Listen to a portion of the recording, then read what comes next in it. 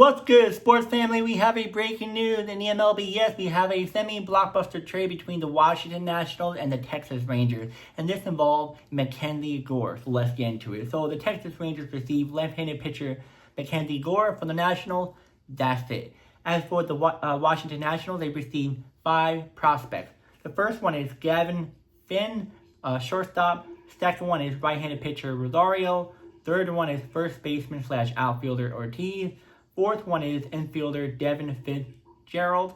Fifth one is outfielder Jeremy Cabrera. My apology. So this was a 5-for-1 trade where the Rangers acquired established MLB starter in Gore in exchange for a package of minor league prospects, for a rebuilding Nationals team. So pretty much.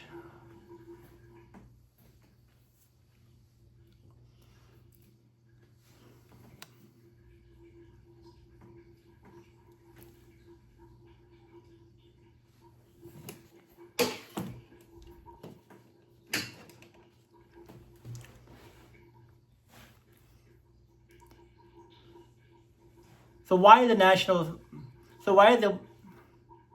both of these teams make this trade? Well, the first one, the Texas Rangers, what was their motive to do this? Well, the Rangers are trying to return a contention after finishing around 500 in recent season. They added MacKenzie Gore to bolster their starting rotation next to arms like Jacob deGrom and Nathan Olabody. That last name's so wrong. Giving them a more impact pitching and depth at the top of the rotation. Because the Rangers lacked a reliable, controllable left-handed pitching with proven MLB success, trading prospects for Gore gives them a potential frontline starter under team control for multiple seasons. Now, what was the Nationals' motive? So, Washington is full rebuild mode once again, looking to restock its farm system after several losing seasons. Trading Gore, who had a value and still control, allowed the Nationals to acquire multiple prospects with potential future impact rather than just holding on to a veteran who might walk in free agency soon.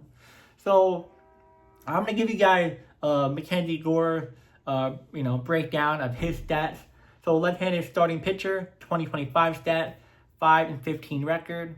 As you know, the Nationals weren't the greatest, but he wasn't the greatest as well. He had a 4.17 ERA, 185 strikeouts, and 159 2/3 innings pitched.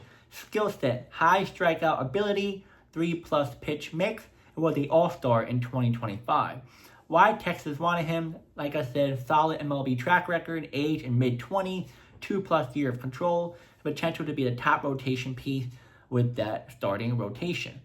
And what he brings to Texas, like I said, immediate top of the rotation inning, left-handed pitching depth with upside and veteran experience on a team aiming for playoff contention. Now, we're going to go over the Nationals prospects that they got back. So, first one, Gavin Finn, shortstop, profile 2025, 12th overall pick, high ceiling shortstop. Why value? Elite draft pedigree, could be a key nucleus bat if he hits. What he brings, premier middle infield and bat potential and building blocks. So he's still young, time to grow, but a really good prospect. Second one, Alejandro Rosario, that's the first name wrong, right-handed pitcher. Between Class A and High A in 2025, he had a 2.24 ERA, 0.93 WHIP, 129 K, 13 BB, and 88 1/3 inning. Skill, high strikeout rate, strong command, what he brings, pitching prospect with future starter upside. So he has starting potential. As you see, his stats is pretty good. So he'll be there another year or two, depends on what they view him as.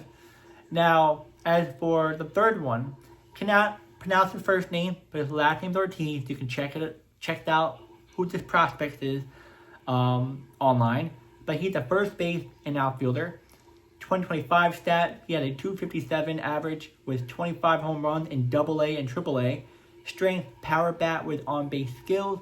Well, he brings power potential in Washington lineup long term. Brings power potential, but gotta work on it more. Fourth one, Devin Fitzgerald, infielder. 2025 stat, 302 average, good. 6 home runs, 8 stolen bases in rookie AA. Profile a young middle infield bat with tool. what he brings: future utility infielder or everyday middle infielder. So he's someone that's, you can see his stats, good. He's still young. He's still a rookie. And he has a lot of potential to be a good middle infield for the Nationals for a future to come. Fifth one, Jeremy Cabrera, outfielder, 2025 stat, 256 average with 43 stolen bases at Class A. Skill, speed, athleticism, and outfield, while he brings speed, defense, base stealing potential. So, mainly base stealing, defense, speed, but it looks like he maybe might be more of a, Army knife, swift Army knife type of player that will be used if needed. It sounds like he might be more likely a bench piece. That's what I think, but let me know in the comments. And yeah, guys, that's it for the trade. Pretty much, the Rangers are just trying to be more competitive. Starter pitching needs to be more up there. MacKenzie Gore, I know his stats wasn't the best, but just being on a Washington team that really was just always losing, that affects the player a lot.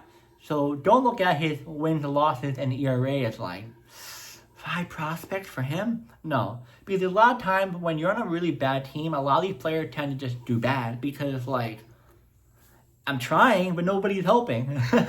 So even before, that, he was still a good player. He was an all-star. He's still a good player. So I think him going to the Rangers definitely will help him, not only help his ERA, but his record, as well as just by how he's going to be moving in the locker room. Because the Rangers want to be competitive. The Nationals don't.